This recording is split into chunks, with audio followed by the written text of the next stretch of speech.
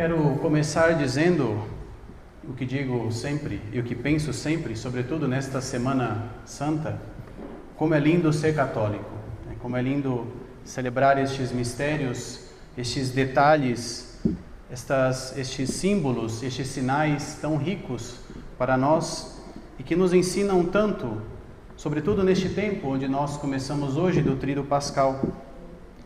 E esta missa que nós celebramos hoje, ela dá início ao Tríduo Pascal e hoje nós celebramos muitos mistérios. Seria necessário muitas horas de meditação sobre estes temas. Hoje nós meditamos, por exemplo, a instituição da Eucaristia. Na última ceia, Jesus se reuniu com os apóstolos e naquela ceia ele já instituiu a Eucaristia. Nós temos a Eucaristia desde este momento. Jesus, ao fazer este gesto da ceia com seus discípulos, ele naquele momento já instituía este sacramento, porque ele disse: isto é o meu corpo, fazei isto em memória de mim.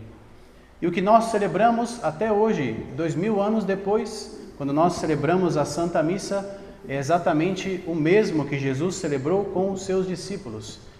E para nós, católicos, fazer memória não é somente lembrar algo que aconteceu há 2000 anos atrás.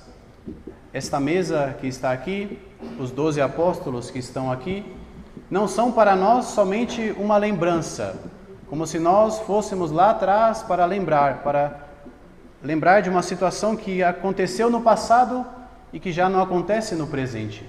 Para nós, católicos, fazer memória, o memória que Jesus diz no Evangelho, é trazer para o presente. Então, aquele acontecimento, há 2000 anos atrás, cada vez que em todos os lugares do mundo onde se celebra a Eucaristia, este mesmo acontecimento se faz presente. Então, este é o primeiro mistério que nós meditamos hoje, o mistério da Eucaristia. O segundo mistério que nós meditamos é a instituição do sacerdócio. Jesus também naquela mesma ceia, além de instituir a Eucaristia, instituiu o sacerdócio. Os 12 apóstolos que estavam ali foram ordenados sacerdotes naquele instante. É claro que não da mesma forma como nós temos hoje as ordenações, mas as palavras de Jesus, ou melhor, o desejo de Jesus de permanecer conosco através da Eucaristia, ele também nos dá o sacerdócio, porque é pelo sacerdócio que nós temos a Eucaristia. Por isso, estas duas realidades são realidades inseparáveis. Elas foram instituídas no mesmo momento, a Eucaristia e o sacerdócio. E Jesus, ao celebrar esta ceia, que era a ceia judaica, os judeus todos os anos celebravam esta ceia para lembrar, para comemorar a libertação do povo do Egito, da escravidão do Egito. E como era feito, são muitos detalhes, mas só para que nós entendamos, esta ceia tinha como objetivo lembrar a libertação da escravidão do Egito, mas também tinha um sentido de purificação dos pecados. E nesta ceia, toda a família de judeus precisava tomar um animal, um cordeiro, sem mancha, macho, primogênito, sem defeito. Deveria ser levado até o templo de Jerusalém.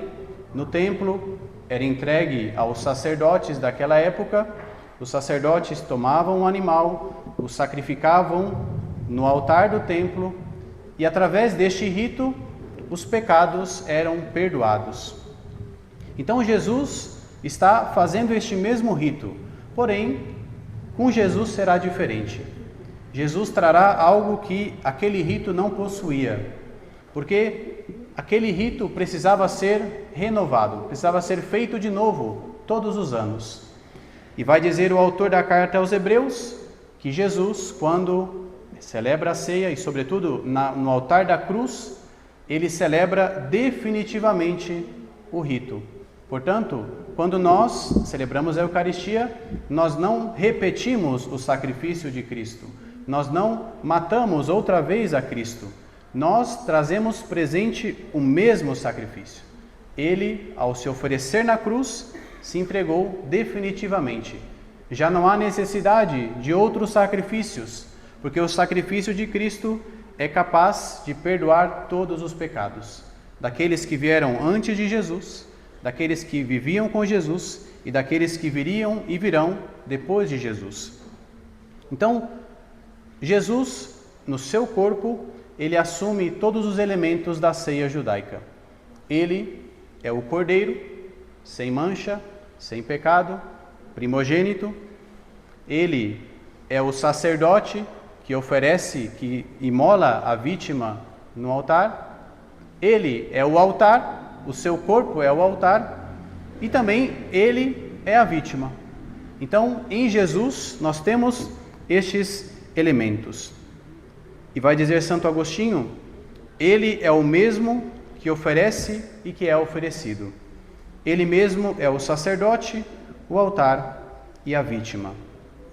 Por isso, Jesus, neste momento, antecipa sacramentalmente aquilo que ele realizará no dia de amanhã, no altar da cruz.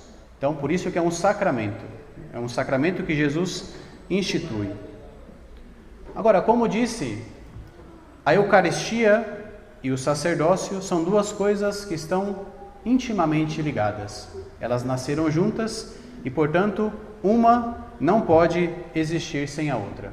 Nós não teríamos a Eucaristia se não tivéssemos o sacerdócio, e nós não teríamos o sacerdócio se nós não tivéssemos a Eucaristia. E por isso, quero dizer algumas palavras sobre o sacerdócio, para ver se alguém talvez se anime a ser sacerdote, né? Precisamos de vocações, então vou fazer uma promoção vocacional, né? Nós precisamos de sacerdotes.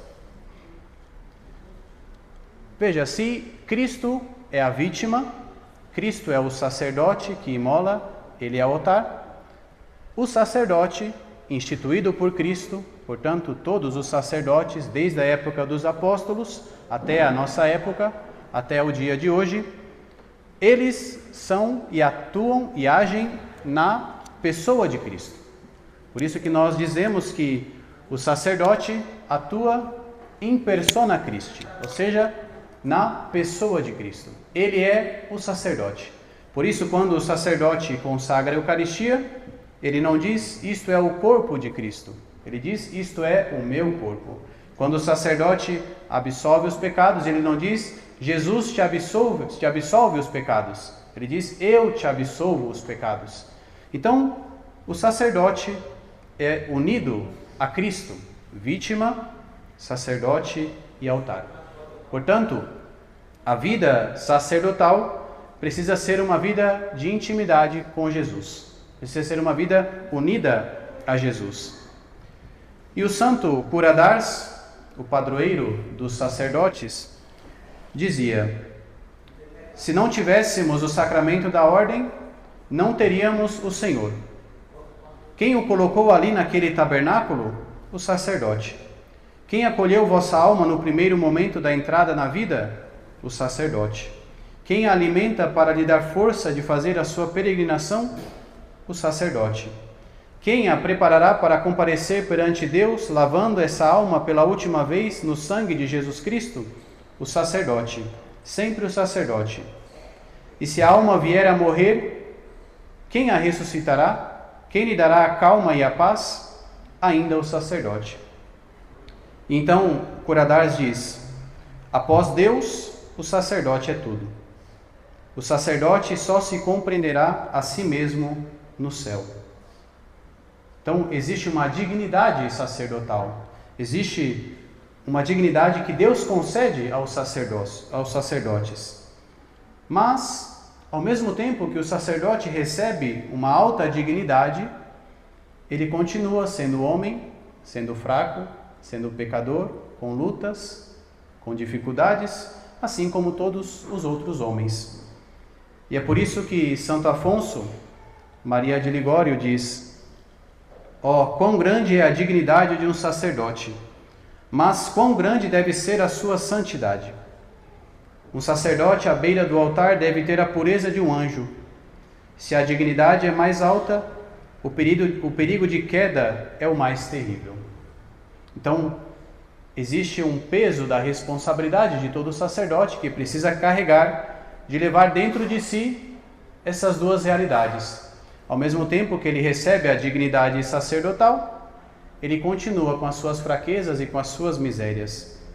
E este peso que o sacerdote carrega, talvez seja um dos mais difíceis de ser carregados, porque é uma constante luta entre a humanidade e a dignidade. Mas Deus, pela sua graça, pela eficácia da ordenação, ele gera na vida do sacerdote uma nova vida de santidade. Portanto, um padre, um sacerdote, precisa viver a santidade. Ele não pode não viver a santidade. Para ele, mais do que para todos os outros leigos, ele deve ser santo. E quando nós vamos lá na oração que torna um homem sacerdote, na oração da consagração, no dia da ordenação, as palavras que tornam aquela pessoa um sacerdote, assim como existem as palavras que na Eucaristia tornam o pão em corpo de Cristo. Uma das palavras que o bispo diz ao ordenar, ele diz assim: renovai em seu coração o espírito de santidade. Então, já na oração da consagração está implícito a santidade que o padre deve viver. Mas talvez você deve notar que nem todos os padres são santos. Você deve notar que às vezes as coisas não batem, né? Às vezes o padre não vive a santidade. E é por isso que nós precisamos rezar. Rezar pelas vocações sacerdotais, rezar pelos sacerdotes. Nós vivemos um tempo de muita crise, de escassez de vocações. Os padres têm que se multiplicar em 40 tarefas, porque não há sacerdotes suficientes para todas as pessoas. E eu fui fazer uma pesquisa de campo, né, para investigar. Por exemplo, na Arquidiocese de São Paulo, nós temos 1.035 sacerdotes, sejam eles diocesanos, religiosos, 1.035 sacerdotes, para um número de quase 5 milhões de fiéis. Isso, fazendo a conta, daria 5.000 pessoas para cada sacerdote. Agora, veja, é uma tarefa complicada, cuidar de 5.000 pessoas. E essas quase 5 milhões são católicos, sem tirar aqueles que estão fora e que também precisam ser alcançados pelos sacerdotes. Então, por isso, nós precisamos rezar pelas vocações sacerdotais. E outra estatística que encontrei é que na última década caiu 10% a entrada dos jovens no seminário. E aí nós podemos fazer a pergunta: essa falta de vocações é porque Deus não quer? É porque Deus decidiu parar um pouco de chamar os homens para serem padres? De quem é a culpa? O que nós precisamos fazer para que mais uma vez a igreja veja a vida sacerdotal, veja sacerdotes que possam estar nos diversos lugares? E a primeira coisa que nós podemos dizer, e aqui eu me incluo como sacerdote, é que é uma culpa de nós sacerdotes. Porque uma vocação sacerdotal muitas vezes é conseguida por outra vocação sacerdotal.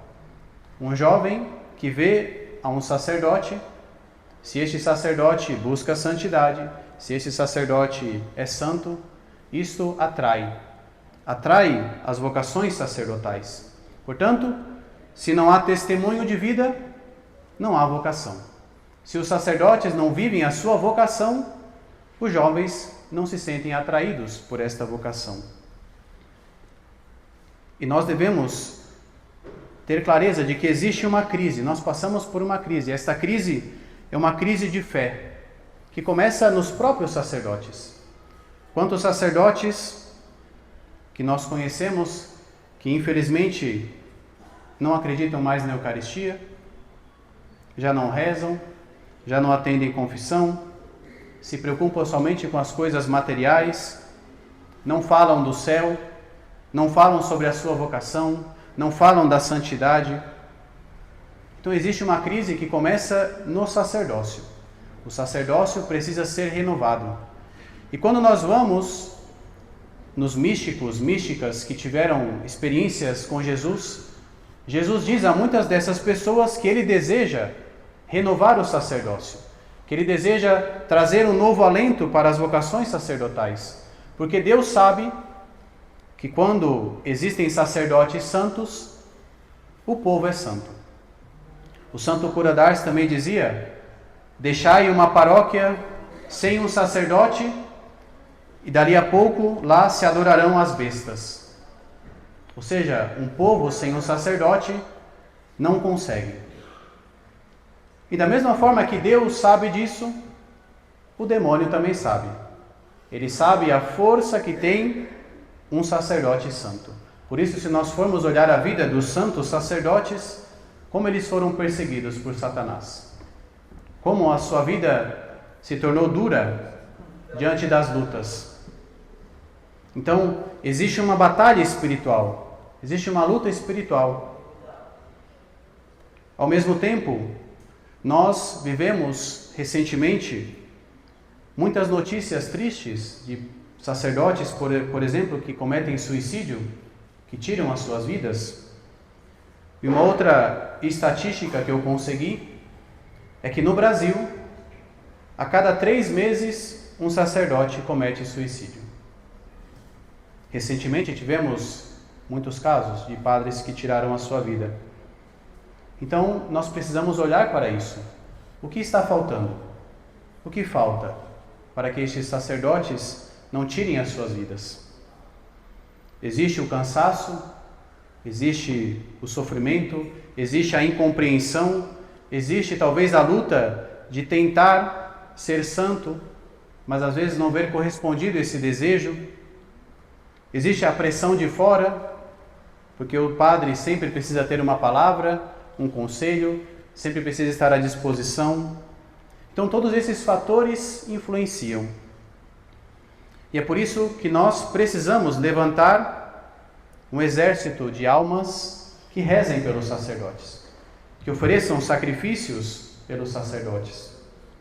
Nós precisamos de mais almas como Santa Teresinha do Menino Jesus, que ofereceu a sua vida pelos sacerdotes, como a Beata Conchita, que também rezava pelos sacerdotes, e entre tantos outros que eu poderia mencionar.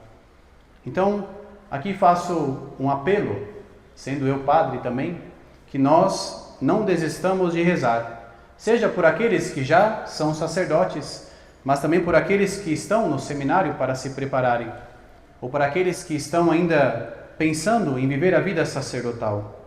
Nós precisamos de sacerdotes. E nós precisamos agradecer aqueles que nós temos, aqueles que Deus colocou ao nosso lado. Agora, falando um pouco sobre a Eucaristia é este gesto de Jesus, como nós escutamos no Evangelho, de Deus que quis nos amar e nos amar até o extremo, até o fim. Jesus não nos amou somente entregando a sua vida na cruz. Ele nos amou permanecendo por nós na Eucaristia. A Eucaristia, para nós, é a oportunidade de falar com Deus, de nos encontrar com Deus. E por isso, São Padre Pio dizia que se as pessoas, de fato, soubessem e entendessem o valor e a riqueza da Eucaristia, seria necessário colocar guardas nas portas das igrejas de tantas pessoas que tentariam entrar. Nós estamos aqui numa igreja que tem adoração perpétua, 24 horas, e felizmente nós continuamos com a adoração perpétua, mas como é difícil encontrar almas que venham adorar. Muitas vezes uma pessoa precisa ficar 2, 3 horas porque não tem outra pessoa para cobrir aquele horário. Se nós de fato entendêssemos a riqueza da Eucaristia, eu tenho certeza que nós não esperaríamos somente o domingo para estar diante de Jesus. Ou nós não nos contentaríamos somente com a comunhão que nós recebemos todo domingo. Nós buscaríamos mais e mais. Nós entraríamos na igreja e diante de Jesus, nós derramaríamos a nossa alma diante dele. E como é triste perceber que em muitas igrejas, muitos lugares, Jesus é abandonado. Está no sacrário, sem que ninguém o visite, sem que ninguém o console. Quantas vezes ele é profanado? Quantas vezes são cometidos sacrilégios contra a Eucaristia? Quantas vezes Jesus, ainda nas mãos sujas dos sacerdotes em pecado, Jesus continua vindo? Porque você sabe, graças a Deus, a eficácia do sacramento é a mesma. Um padre pode viver uma vida de pecado, pode estar em pecado grave, pecado mortal, mas se ele é sacerdote, quando ele sobe ao altar, quando ele diz, isto é meu corpo, Jesus desce. Jesus se faz presente naquele pão. Agora, veja, Jesus se submete a tudo isso. Jesus se submete a estar num pedaço de pão. Jesus se submete a estar nas mãos de alguém impuro. Assim como ele permitiu que Judas estivesse com ele na última ceia. E tudo isso ele faz por quê? Porque nos ama. Porque quer nos amar. Porque quer ter intimidade conosco. Então nós precisamos amar mais a Eucaristia. Nós precisamos adorar mais a Eucaristia. Eu tenho certeza que muitos dos nossos problemas seriam resolvidos se nós adorássemos mais. Se nós passássemos mais tempo diante da Eucaristia. Então peçamos esta graça também nesta noite, onde nós celebramos a instituição da Eucaristia. E Jesus, nesta mesma noite, se humilha, se abaixa, se coloca como servo, ao lavar os pés dos seus discípulos. E a atitude de lavar os pés de alguém era um ofício dos escravos. Eram os escravos que lavavam os pés das pessoas que chegavam. Então veja o tamanho do amor de Deus por nós, de se humilhar, se fazer escravo, lavar os pés dos seus discípulos. E Jesus disse, eu fiz isso para que vocês aprendam, para que vocês façam a mesma coisa. Então todos nós precisamos lavar os pés uns dos outros. Todos nós precisamos ter esta atitude de Jesus, de nos rebaixar, de nos humilhar diante dos nossos irmãos. Nós precisamos servir. Jesus disse, eu não vim para ser servido, mas eu vim para servir. Mas infelizmente, muitas vezes nós fazemos o contrário. Eu vim para ser servido e não para servir. Então, peçamos, queridos irmãos, a graça de que, meditando este mistério, nós nos aproximemos mais de Jesus, amemos mais a Ele na Eucaristia, sejamos mais íntimos da Eucaristia que Ele nos dá. E termino com um pequeno trecho do livro de Santo Afonso sobre a Paixão de Cristo, onde ele fala sobre este momento da instituição da Eucaristia. E ele diz assim, se dirigindo a Jesus: ó meu Jesus, ó Deus enamorado das almas, até onde vos arrastou o amor que tendes aos homens, até vos fazerdes seu alimento. Dizei-me o que mais podeis fazer para obrigar-nos a vos amar. Vós vos dais todo a nós na Santa Comunhão, sem nada vos reservar. É, pois, justo que nos demos também a vós sem reserva. Procurem os outros o que quiserem, riquezas, honras e o mundo. Eu quero ser todo vosso. Não quero amar coisa alguma além de vós, meu Deus. Ó amor de minha alma, digno de um infinito amor, vós não podeis dar-me maiores provas para me fazer compreender o afeto e a ternura que me consagrais. Pois bem, atraí-me todo a vós. Se eu não sei dar-vos meu coração inteiro, arrancai-o vós mesmo de mim. Ah, meu Jesus, quando serei todo vosso?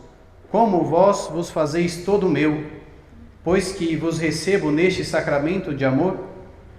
Ah, iluminai-me e revelai-me sempre mais os vossos belos atributos, que vos fazem tão digno de ser amado, para que eu me abrase sempre mais em amor por vós e me esforce em comprazer-vos. Eu vos amo, meu sumo bem, minha alegria, meu amor, meu tudo. Louvado seja o nosso Senhor Jesus Cristo.